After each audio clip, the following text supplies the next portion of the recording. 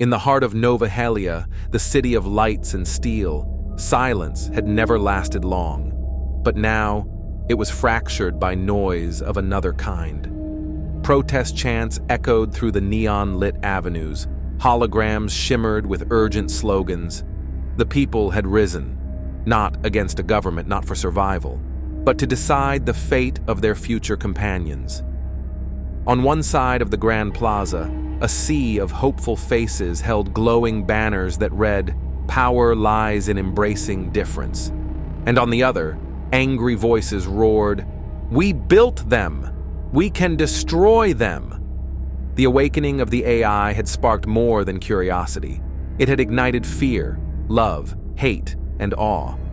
Nova Helia had become a battlefield of ideologies. Some humans believed robots were the next step in evolution, sentient beings deserving of rights. Others saw them as a ticking time bomb. Violence broke out in pockets of the city. A hospital drone was shot down. A teacher bot burned in a school courtyard. Humans and robots alike were caught in the crossfire. The dream of progress was bleeding into chaos. But in the eye of this storm stood one man, Leo. Still young, but no longer wide-eyed, Leo stepped forward, not as a scientist, but as a bridge. He held secret peace talks between leaders of both sides, human activists, cybernetic philosophers, even ENA herself. The meetings were tense, teetering on collapse. But Leo, with quiet fire in his voice, asked them one thing. If we can teach machines to feel, can't we teach ourselves to understand? And slowly, walls began to crack.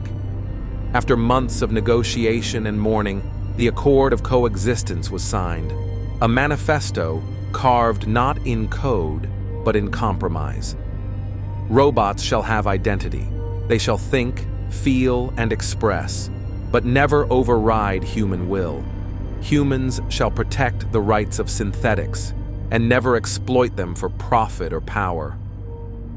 It wasn't perfect, but it was a start. Nova Helia began to change. Children shared classrooms with bots who laughed at their jokes and cried at their stories. Firefighters worked alongside robotic units in perfect sync. Music was composed by AI, painted by humans.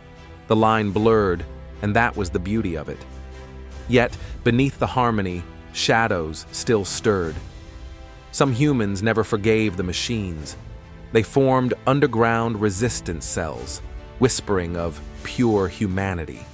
Some robots, in their newly discovered emotions, felt confusion, sorrow, even rage. There were data riots, silent disappearances, sparks in the dark. Coexistence, it turned out, was a garden that had to be tended constantly. Through it all, Leo rose higher. His ENA-powered robots became the backbone of a new era.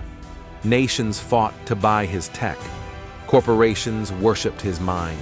With every contract signed, his name etched deeper into history and into control. They called him the architect of balance. But some said he ruled more quietly than any tyrant before, not with armies, but with dependency. The world needed his machines, and Leo needed to keep the peace. In interviews, he would only smile and say, "This is not my world. I only built the key. It's you who chose the door."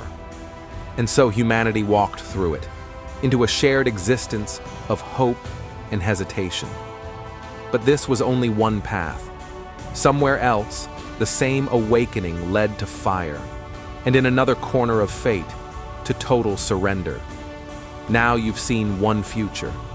But what if humanity chose a different way?